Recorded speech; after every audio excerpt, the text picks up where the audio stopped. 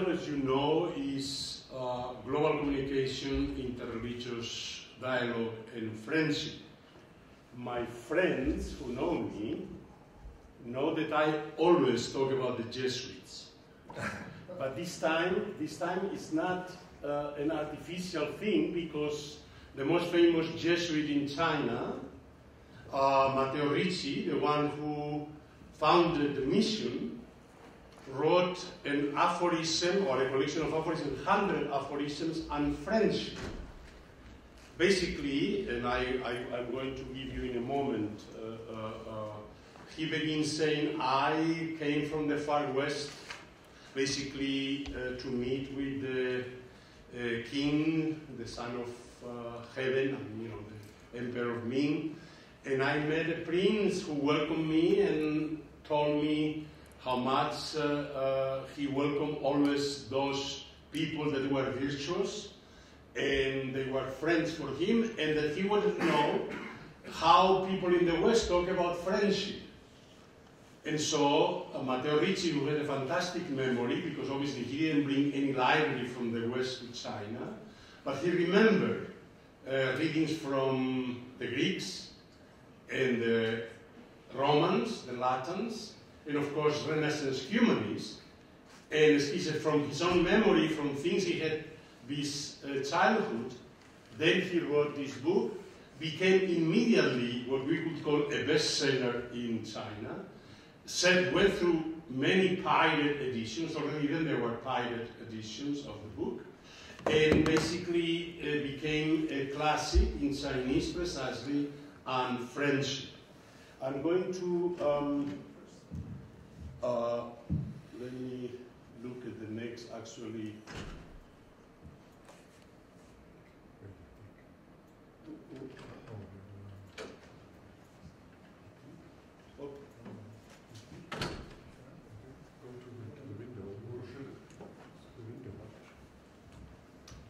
There you have it.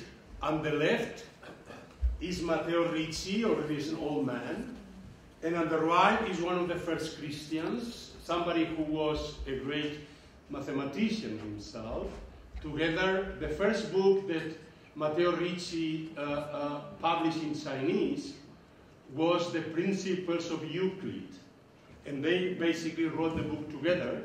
Those were very close friends, and this book that I shown in English was first translated. It appeared only in Chinese and was only translated in English in, I think, in 2005 by Columbia University Press.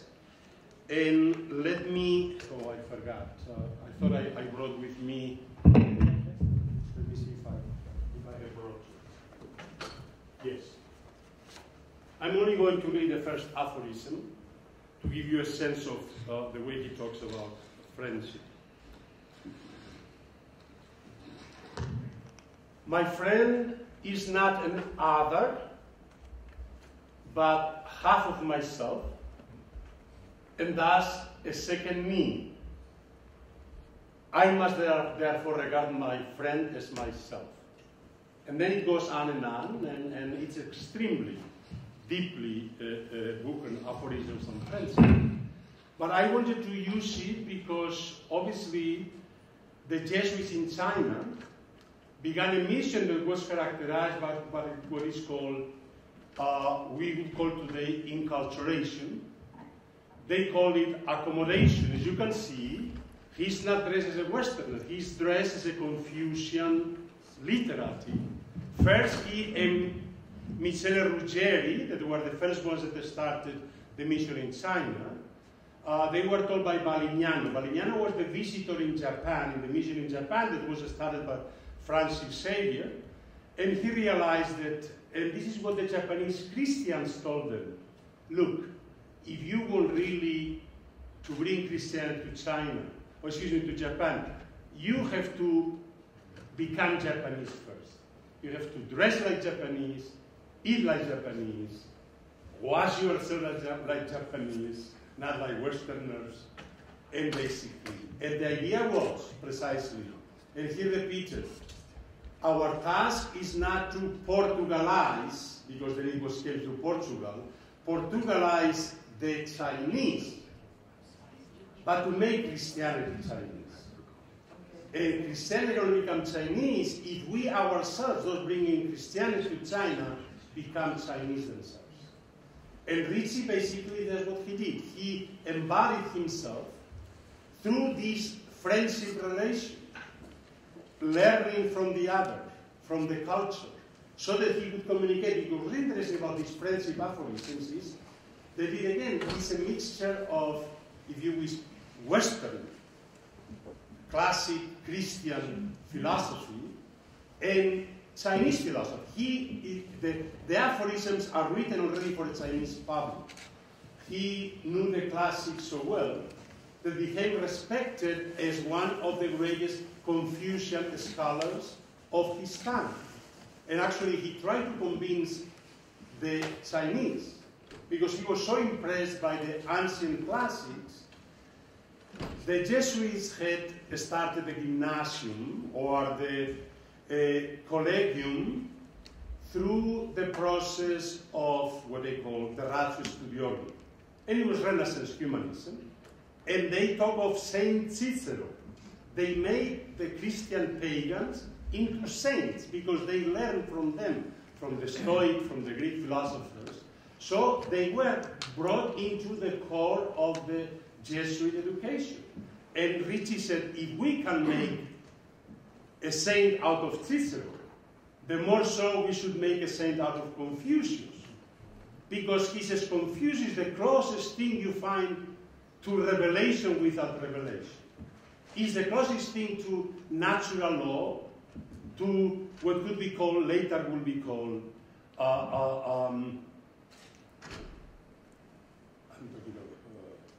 natural theology.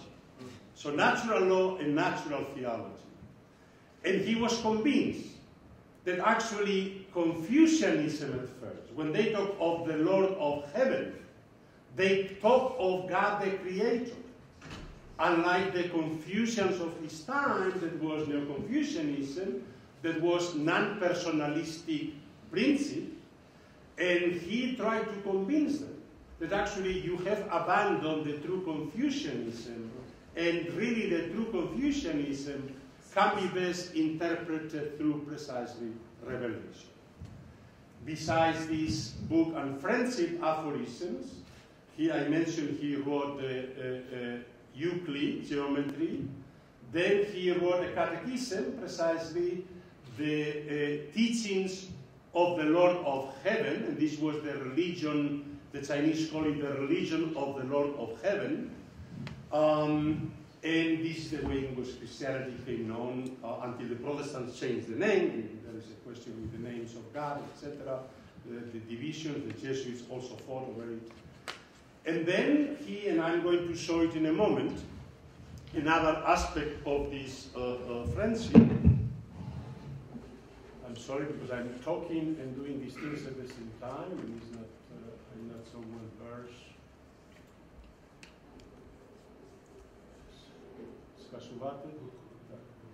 Cancel or close? Oh. So the left one was close. Okay. Yeah, it's close. Okay. He became equally famous for this. This is the first map of the world in Chinese. Of course, the Chinese had not heard of the New World. And what is interesting, this is a map that, again, is a practice of the culture of the encounter. What the Pope calls the culture of the encounter. This is what the Jesuits were practicing in China. And here again, it's an encounter between Western cartography, which Ritchie brought. He had studied with Clavius, the great mathematician, astronomer at Collegio Romano, and had learned astronomy enough to be able to do this map and all the equations of all the measurements, and Chinese cartography. As you can see, you have a lot of text inside the map. This is the way the Chinese do maps. And what is interesting about this map is that you look at the center, it's neither China nor Europe. So it's not a Eurocentric map, but also not a Sinocentric map, because the Chinese were used to is the Middle Kingdom, namely the center of the world. And actually, this is West, but the America, which usually appears as the West, appears here as the East. So again, it's a way of decentering both the Chinese-centric system and the Eurocentrism. It's a way of presenting. They came there not to bring Western culture. The model they had was Christianity has no culture. Christianity was a Jewish Hebrew religion that could only become other by becoming Greek and Latin. So Christianity became Greek and became Latin from the beginning, and we know, of course, Byzantine Christianity, Roman Latin Christianity, and there is no reason why, and in so doing, of course, took Greek metaphysics and Greek philosophy, and took Roman law, and took Roman ethics. There is no reason why Christianity can also not become Chinese and Japanese, and the only way in which Christianity can be universal is if it becomes the robobots. I'm sorry, this is from America. Calling from America, all these robobots that they call about 30, 40 times a day. I'm sorry, I forgot to close it. So the idea was that Christianity can only become a universal by becoming particular everywhere. And so the model was precisely enculturation. The Jesuits became Chinese in China through Ricci, through in India, Roberto de Nobile became a Brahmin, dressed like a Brahmin, ate like a Brahmin. The first Western to go to Tibet, Ippolito Desideri.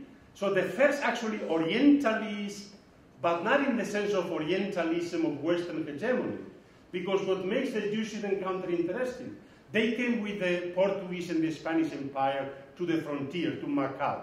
But inland to China, they went without power, alone dressed. First they were dressed like Buddhist monks, and then eventually like Confucian literati. The same thing in Japan. They came to Nagasaki with the Portuguese, but to Tokyo and Kyoto, they went alone without power. Ippolito Desideri went to Tibet without power. So it was an encounter of equals before Western hegemony. So it was not trying to westernize the Chinese. Christianization, yes, because they were missionaries, of course. But the idea was that the same way with the Guaranis in Latin America, they didn't even teach them Spanish.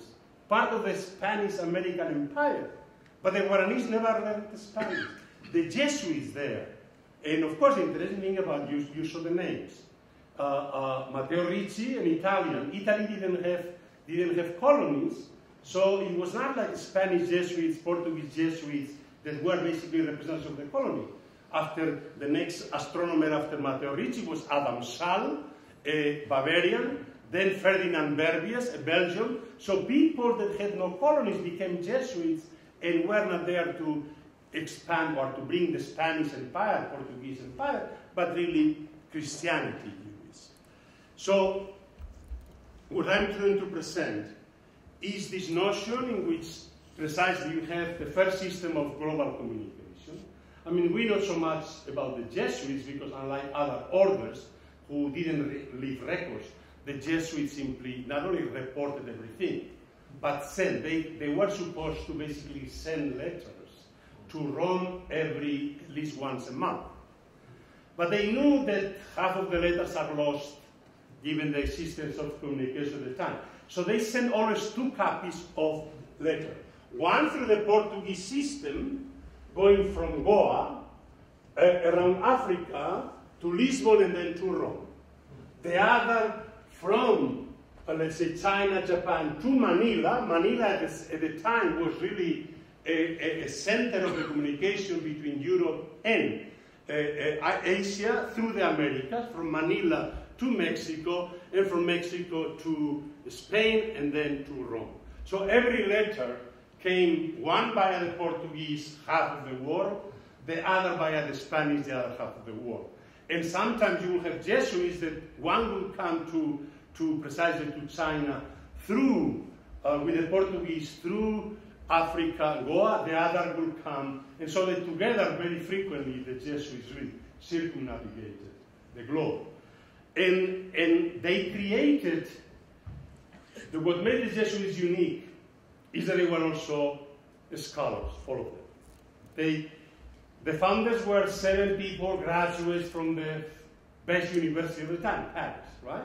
So imagine 7 guys with PhDs from the University of Paris at the time and at first they didn't want to become teachers because Ignatius thought they should be mobile and they should be ready to go anywhere in the world where they were needed. And that's why they had this vow of obedience to the Pope. Was not really to obey the Pope, but was to have universal jurisdiction because the Pope is the universal Bishop of Rome.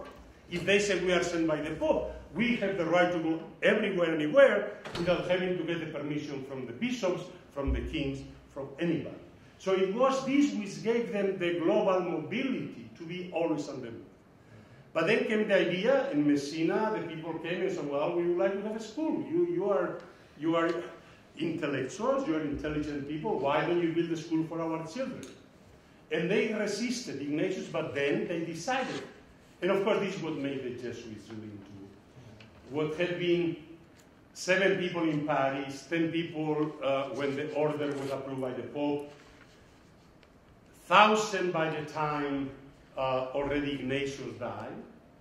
And of course, by the time they were suppressed at the end of the 18th century, 1773, there were 800 colleges all over the world. Of course, mostly in Europe, but also colleges of Latin America, college in Goa, college in Macau, college in Japan.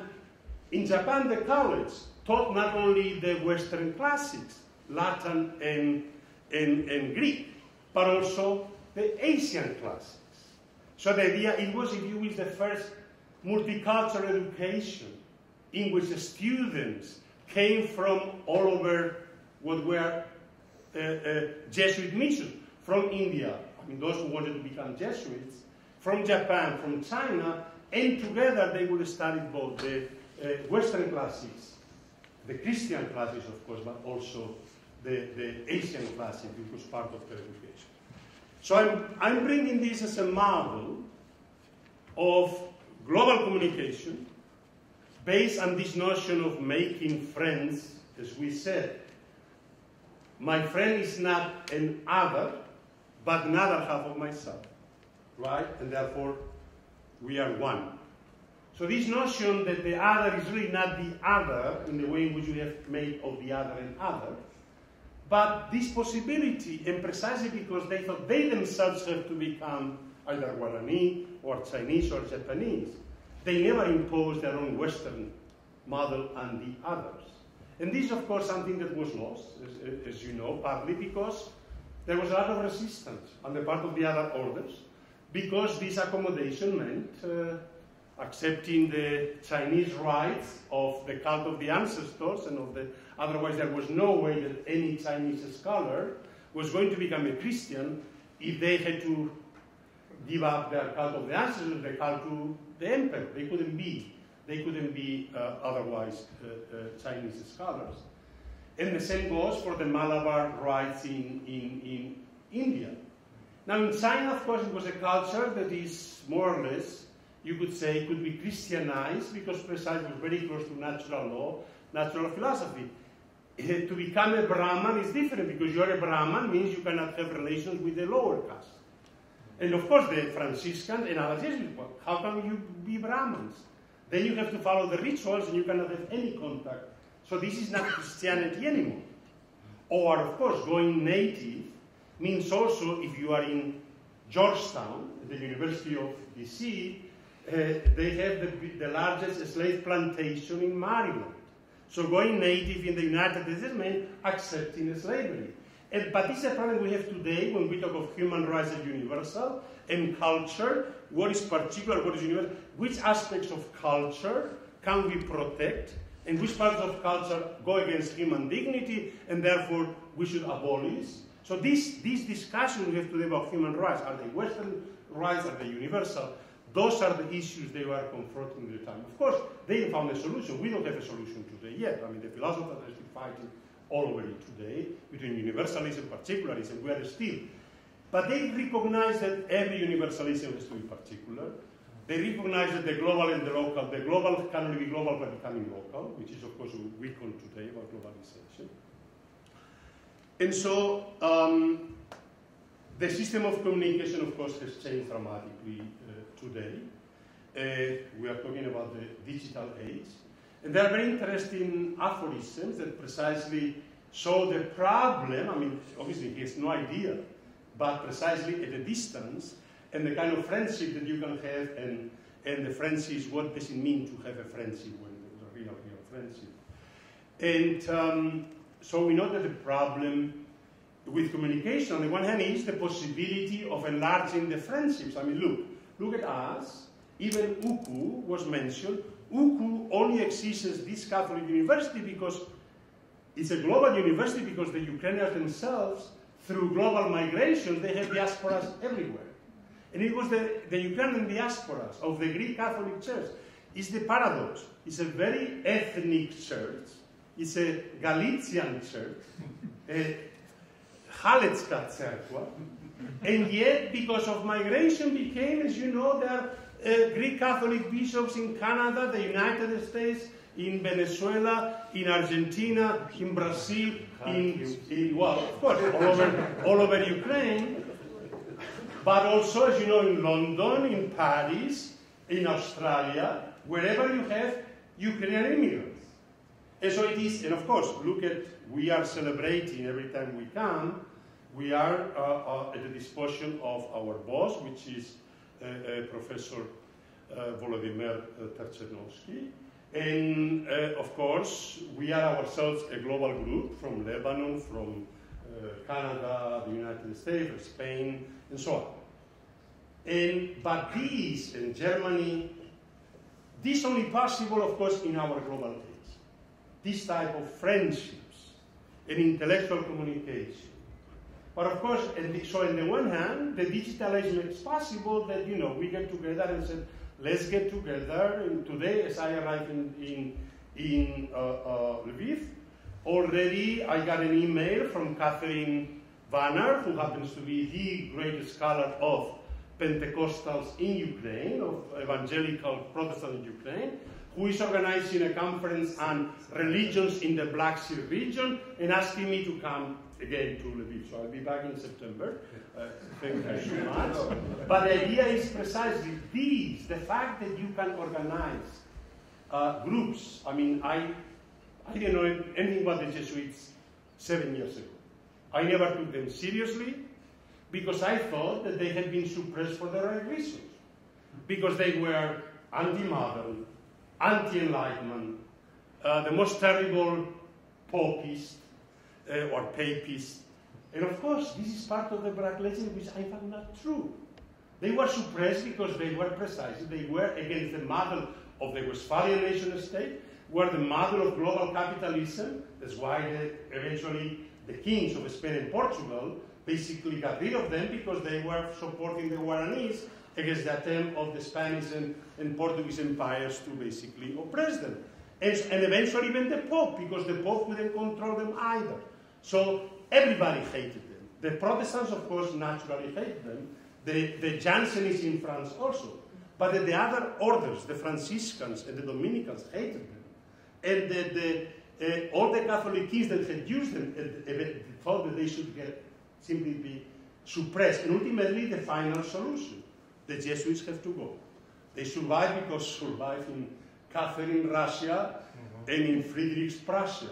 They say, well, we don't care what the Pope says. We have actually, Catherine had incorporated Poland, so they had Catholics in Russian Poland, and they had also Catholics in Prussia.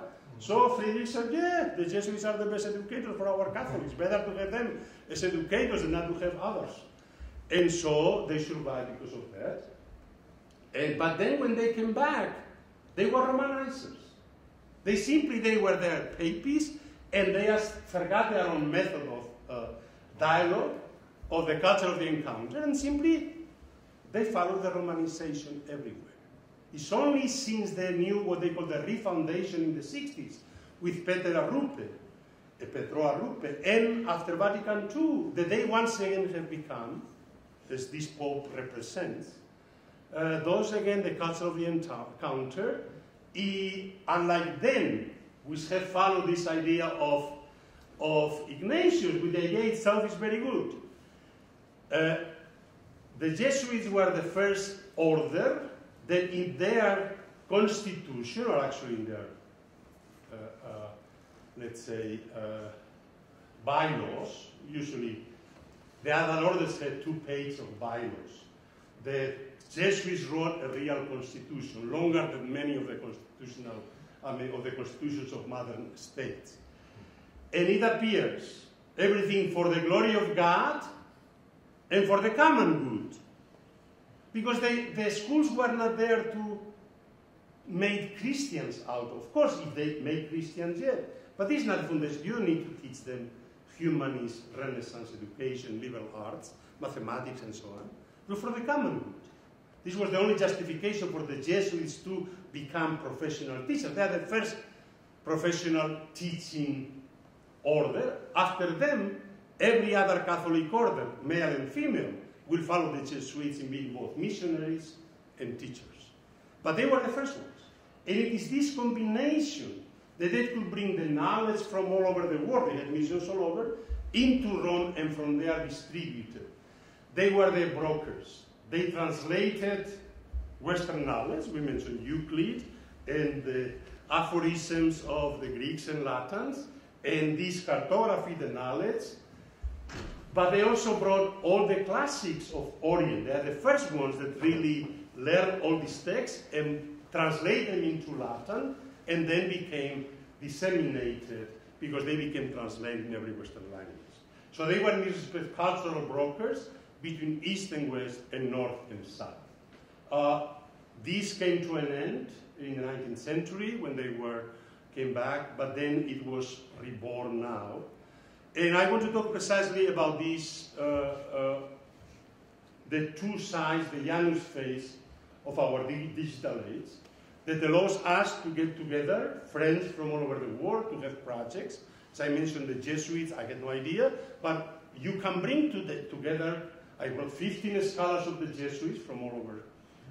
Together, each of them knew the Jesuits in Latin America, the Jesuits in China, the Jesuits in Japan, but nobody, only generalists that don't know anything, they are to try to gather, if you wish, all this knowledge, but you bring them together. So in our global age, the only way of doing really global research is by bringing local knowledge together, because it is global knowledge is always local knowledge. And it's only through this communication that really you have enrichment. Otherwise, if you are simply looking at the globe from the outside, you are a voyeur, and you are talking about yourself, not about the globe. So the only way really of having global communication is precisely through this encounter, this intellectual encounter and friendship. Of course, they were not perfect in many respects. As much as they tried to get rid of their Western ideas, of course. I mean, when they discuss with the Buddhists and the Hindus about the metaphysics of the self, and especially about rebirth, for them it was natural, taken for granted, obvious, that the soul, each soul is born unique, that's why each person is unique, and the soul doesn't die. But the others say, well, if it's born, why cannot die and be born again? Of course not. It's illogical. But they never use, if it was knowledge from the Bible, it was not Christian dogma, it was simply the metaphysics, Greek metaphysics, the fusion of Greek and Christian metaphysics of the self, if you look at the sources of the self of Charles Taylor, which they brought together as a natural philosophy, the same way that today we Western philosophers are convinced that our philosophy is universal, right? Well, obviously there are a lot of metaphysical presuppositions about the cosmos, about the self, about everything, which of course are the unthought. I mean, it is what things are, not what we think. And it is this unthought, which of course they also brought with them. And it's very clear precisely in these discussions with Buddhists and Hindus about rebirth. where the arguments are not, well, this is what the Bible says, this is what God says. No, it's simply, they try rationally to argue with them, and they realize how much they were bringing simply what is Western metaphysics about the person, which of course in Buddhism don't make sense because they have a different type of metaphysical conception of the person, of the self. So, back to today, to the present. You young people obviously are the digital age. This is your age, and you use this with a lot of much better than I'm able to do. I'm too old to learn all these new tricks. But one has to be careful, precisely because there is so much conversation, so much communication without really personal encounter. And it is this personal encounter which is necessary to have real communication. Not that it has to be, there cannot be personal encounter, virtual reality, but to learn how to listen to the other. Because usually when we tweet, people just are monologues, people, the way blogs, the way things work. So how to precisely develop the culture of the encounter, not only in face-to-face communication, which of course is the crucial problem we are having today with the populisms, but it's, of course, for us it's very easy to say, well, these populists on the right, and they would say these liberals on the left, and it's ultimately a fundamental failure of dialogue and communication that we are having today. So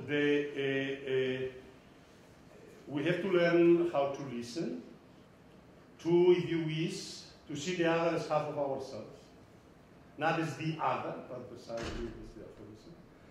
And interreligious dialogue is not a cognitive process of dogmatic conversation. It's not a Habermasian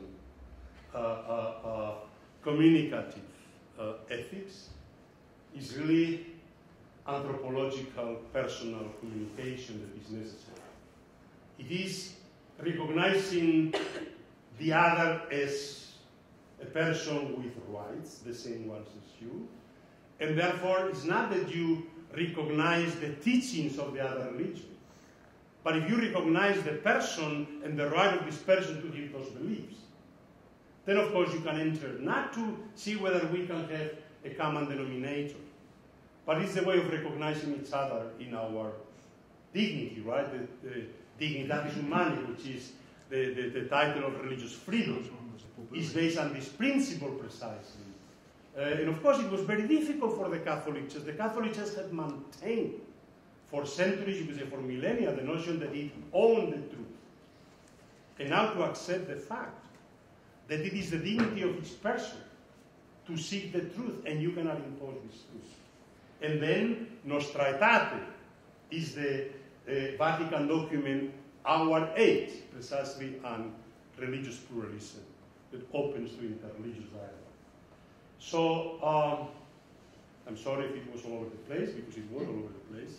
My lecture, and there means told that I've spoken enough. So thank you for your patient listening, and now we can communicate and recognize each other. Thank you, Professor Kanaznovi. Thank you for your very dynamic and interesting presentation. And now I have some questions, but I will put it at the end. And now I would open the discussion for public, and please.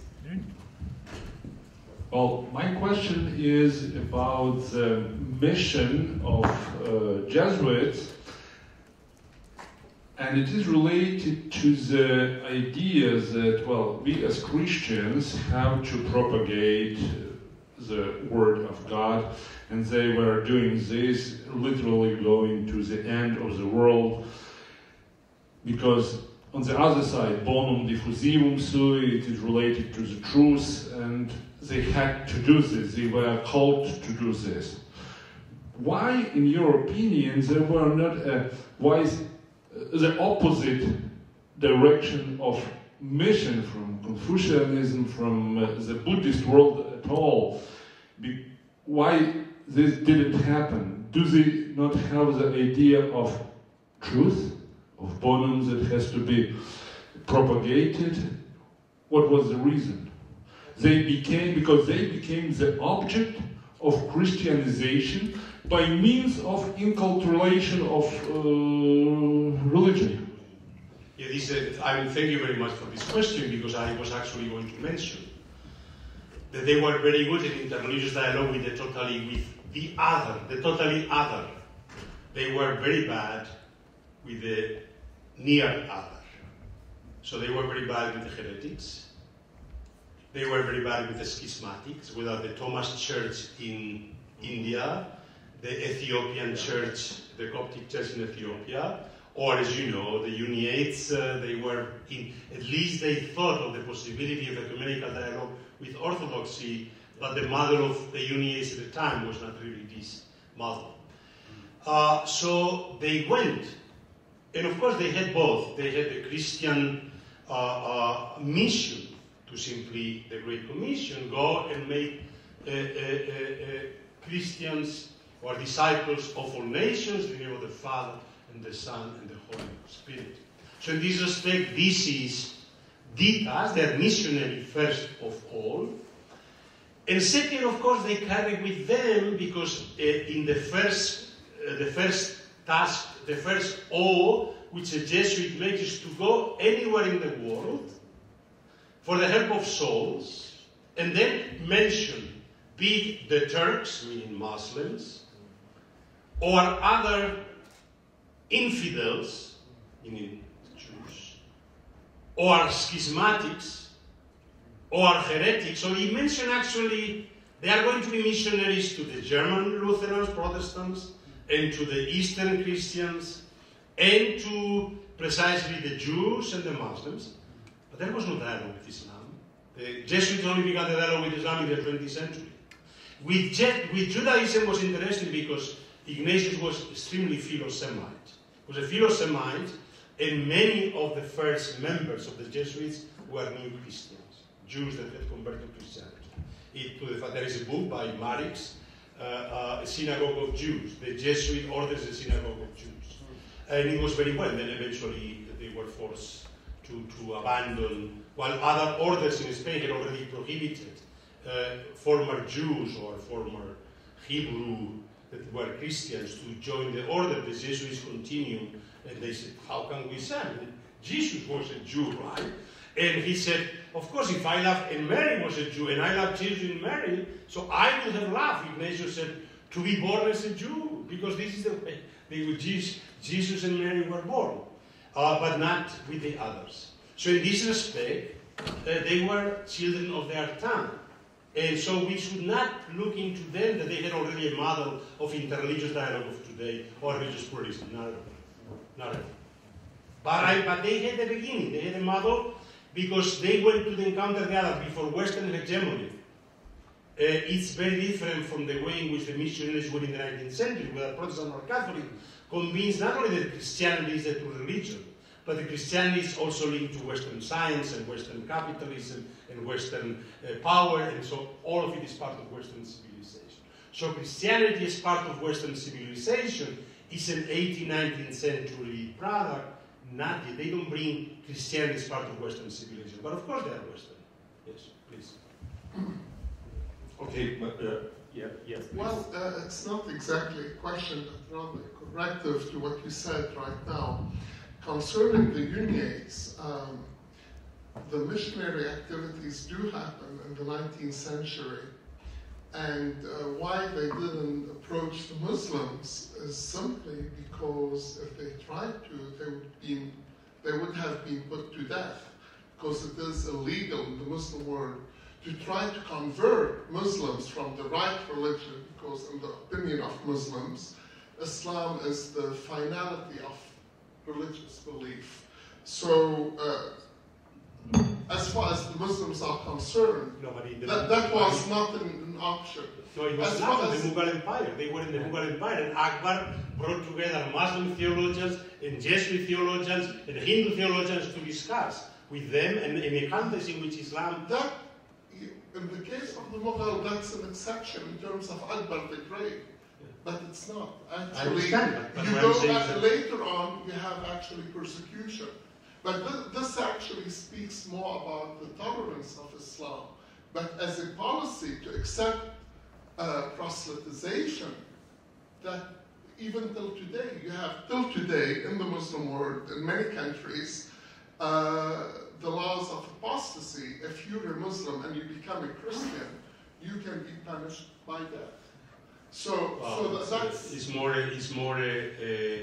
concerning public mobilization than actually.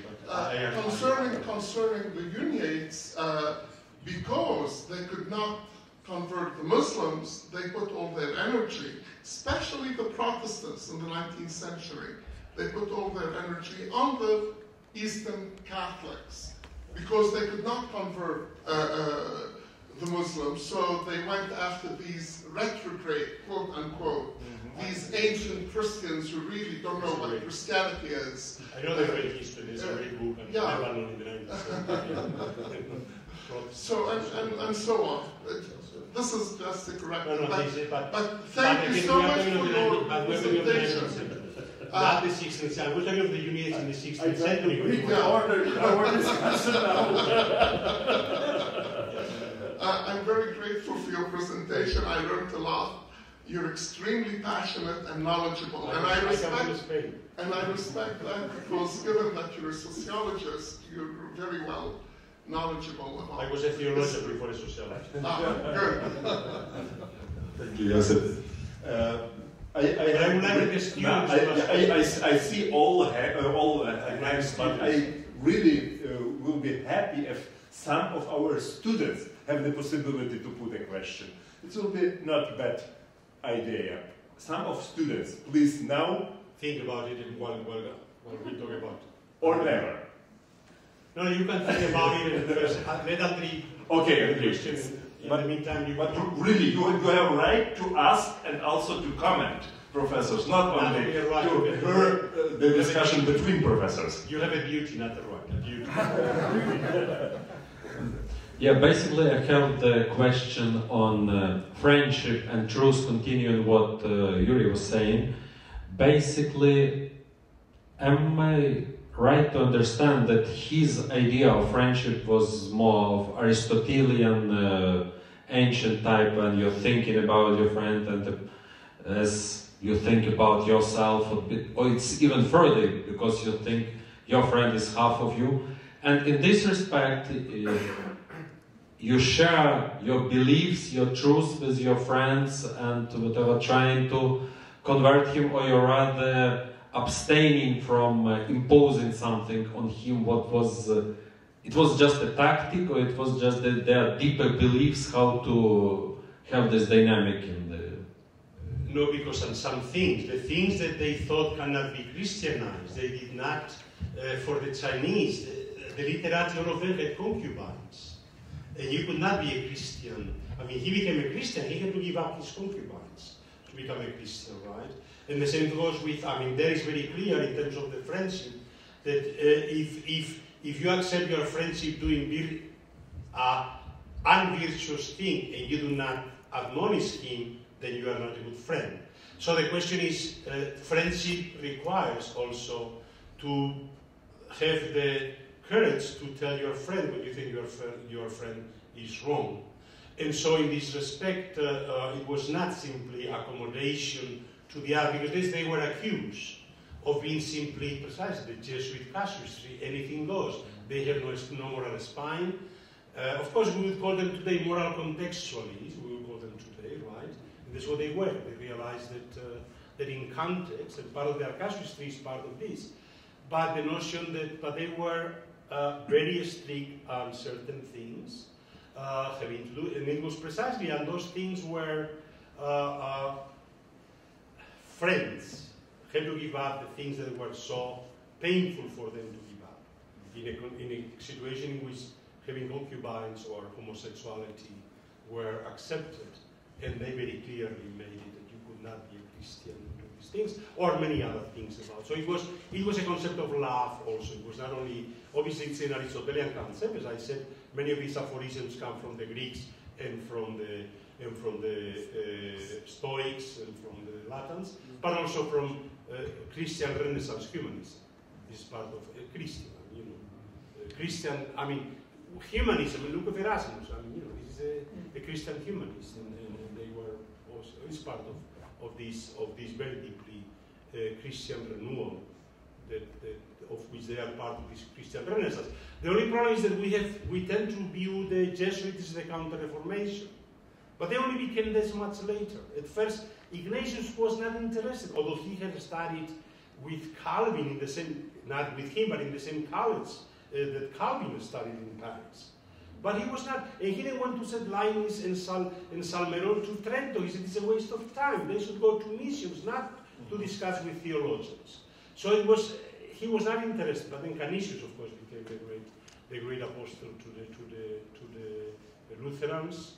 And of course, they enforced then through the emperors. They enforced also the Counter-Reformation. So it was a complex situation. Thank you. So Poremski. Just a quick question, and namely, at a given moment you sound almost like a barbarian, and you know, because of local reasons, you almost it sounded like quoting from I and thou, ich und du, and it's probably my colleagues will agree. And just a question of curiosity. How Buberian are you, Jose? On this issue, I'm Buberian, but not because I read Buber. I mean, it has been my personal experience that's made me Buberian. So in this respect, I mean, obviously I read Buber, but it was not that I would quote Buber. And this is a friendship, but I wanted to show that this is what made him famous in China. The other things, obviously, Euclid, geometry, they read the people that, the geometricians and the arithmetic. This is the cartography. This map that was later remade by Verviers remained the map for China, Vietnam, Korea, and Japan until the 19th century. So this was the map that really, but obviously everybody forgot that it was done by Ritchie. But it was the book, this book that became a bestseller with pirate editions, and even today. And everybody in China today knows, children, of Madu Li. Madu Li, and of course, the Communist Party would love to have the Western attitude today that the Jesuits had. They put this the model of inter-civilizational communication and dialogue. So, yes, obviously it's Bulgarian because the context is also necessary in the 20th century. Obviously, Jewish-Christian dialogue, and then with Islam, obviously Jasper's the Axial Age is an attempt to go beyond precisely Athens and Jerusalem to incorporate Benares and China in the Axial Age. So to go beyond simply the monotheistic religions and to go into really, really beyond it. And this is what makes them so unique. This was not only precisely with those who are so close, but those which appear to be totally different than us. So. Professor Allen. Thank you, Jose. It's always wonderful listening to you. I agree with my colleague. It's a great learning situation. Just a question. Maybe I've asked you this before, but I don't know. I can't remember the answer. Did Ricci have... how knowledgeable was he of the Nestorian Syriac Christians that went to China during the Tang Dynasty? Would it be possible to say that he kind of looked at that as a model, since, you know, they learned Chinese, they dialogued with the Buddhists, there's all kinds of texts that are in Syriac and Chinese, and, you know, even there's, in Syriac, there's the Lord Buddha. I'm just wondering how familiar he would have been with that. Would that have been a model? And then maybe the second question, do you think that can be a model today for modern missionary activity? Yeah, I mean, he learned about the fact that Christians had been in China, and he went to Xi'an looking precisely for Chinese. But there were, even in China at the time, this was completely forgotten.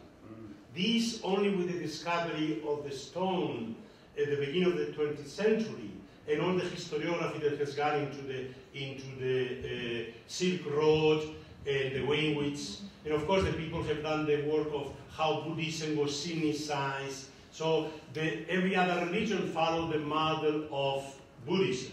So Buddhism had to become Chinese to be, and so later also the Syriac, because Buddha and Syriac Christianity really met Buddhism before Islam. Later became all a Muslim road. But it was half Buddhist, half Syriac Christian. I mean, we have even some kingdoms. So it was very important, but they themselves never had the impact on China. I mean, the difference here is that you have, on the one hand, they being at the court with the empire and being leading the astronomical observatory of the Imperial. The Son of Heaven is very interested about the science of heaven. So he wanted to have, let's say, astronomers that would give them good science of heaven. Anyhow, so they had both at the very high level, but they also had missions on the very ordinary level. So the first, he knew of them, but really no knowledge in the sense. So it was not a model. The model, and at first the Jesuits didn't start. I mean, Francis Xavier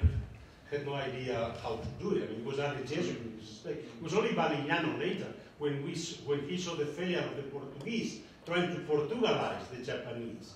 And the Japanese began to the Portuguese, look, you never Portugalize us. We call you barbarians. You are barbarians. You don't wash yourself. You stink. So don't come to us and don't eat with these barbarian instruments. You have to learn how to. So it was. And the same thing with the Chinese. It was the Chinese Christians. That, of course, he couldn't have written this book himself in Chinese as much as he was a great linguist. And he had a fantastic memory, because you need a fantastic memory to learn, let's say, the 2,000, 3,000 signs you need to be illiterate. And he probably did much more than that. He could, the Chinese couldn't even marvel at the fact they would give him a text. He would read a text from the top to the bottom, and he could repeat every character on the page from the bottom to the top. And so it was a fantastic memory. That's why these aphorisms. As to the model today, I would say yes. The model is, when I mentioned before, Ignatius said, the more universal the good, the more divine. But then universal, he understood also the people that had more universal power. So he was understood as the need to get to the kings, and while today, of course, is understood, and of course, it's on the peripheries. The Pope says the mission of the Jesuits is on the periphery with the refugees, on the frontiers, not at the center, which I think is a pity, because sometimes they let the others define the center ideologies of globalization, and they always were also at the center arguing with what will be the hegemonic ideologies. So I think that this is the pastorate of the intelligentsia, where they are abandoning too much, I would argue. It's very important they go to the peripheries and to have this notion, let's say, from abroad, but they shouldn't give up the other pastorate of the intelligentsia. Well, I also have a question about... Introduce yourself, please. My name is Andrei, Faculty of Theology. First. Okay. I also want to ask about modern days. How can we build some bridges with history? I'm very old, so I'm not sure what I'm Well, if we look at the Orient civilizations like China, India, Japan, it all lost its connections with what it was in the time of Jesuits. Yes, so it's more like they are more likely and similar to what we see here in Europe or in North America, and they are more globalized.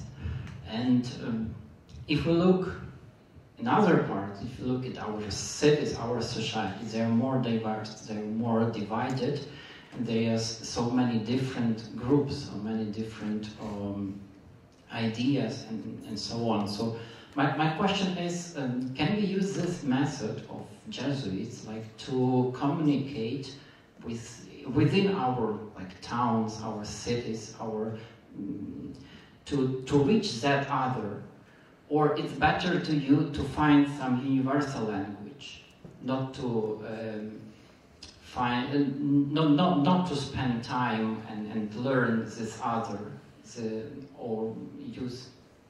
What's this answer? Can it be an answer for our society? Thank you. As I said, they thought, of course, that Christianity was the universal religion. But this religion had to be put in particular languages. And there was no universal language.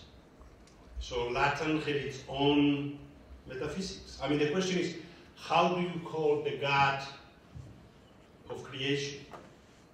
Do you call it Yahweh to the Latins, or you use the word Deus, which is of course the pagan god, and therefore it has the connotation of pagan gods. They decided to use Deus, and they started also in China. So this has been a huge debate about which language to use to Christianize, and which, on the one hand, you use the ordinary language of the others, but some concepts have to be Christian concepts. But Christian concepts that have to be purified of either, if you wish, they are Jewish, or they are Latin, or they are Greek. So in this respect, it has to be a kind of almost a formal code that cannot have too much cultural baggage. So I don't think that there are universal languages. Mathematics, of course. There are formal universal languages.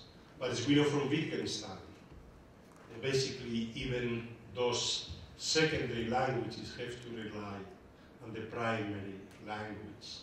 And these primary languages precisely have a foundation in some particular vision of the world, of the cosmos, of humanity, etc. So it always has to be some translation. And of course, what we know is that translation happens, you don't get it. You know, translation, we know today that we had to translate the gender relations have been so dramatically changed that we have to learn to speak a new language, everybody. And precisely, and we are still communicating, we know we are still in the midst of this moral revolution going on. And we see how still there are problems with this moral transformation. And we could go on and on. When you mention Europe, well, Europe today has to come to terms with religious pluralism. But actually the way in which Europe solved the problem of the religious wars was by ending pluralism. Cuius regio eius religio. Each country only has one religion, imposed by the king, unless you have three societies in between, Holland, Germany, and Switzerland, that you cannot get rid of the other completely, and you have to create bi-confessional structures. Bi-confessional Länder, bi-confessional cantons, bi-confessional pillars, and so on. But also through geographical separation. So, and Europe never, as it became modern, there was never growth of religious pluralism. There have never been conversions. People converted from religion to secularity. They left the church, but not to be open to other religions. Europeans, as they became secular, never became open to other religions.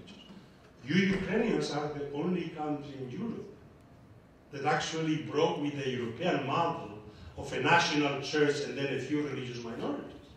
And you are really coming to terms with this very deep religious pluralism that you are experiencing, let's say, in Ukraine.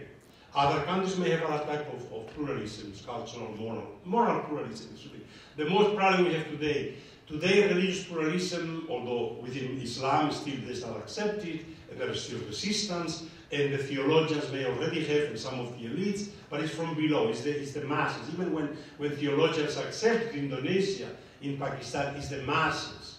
And they go especially against their own heretics. The ones that really oppress and kill. The ones which are killed by other Muslims are their own heretics, really, more even than Christians. But, so what I'm trying to say is that we have not learned in Europe also to come to terms with religious pluralism. But today the question is not so much religious pluralism, as we see from the United States. The United States came to terms with religious pluralism 200 years ago. And there has been no problem. It's moral pluralism. The notion that there can be actually different moral conceptions for society. that people have different moralities. This is what we are fighting today. And is this possible? I mean, somebody like Durkheim, father of socialism, is impossible.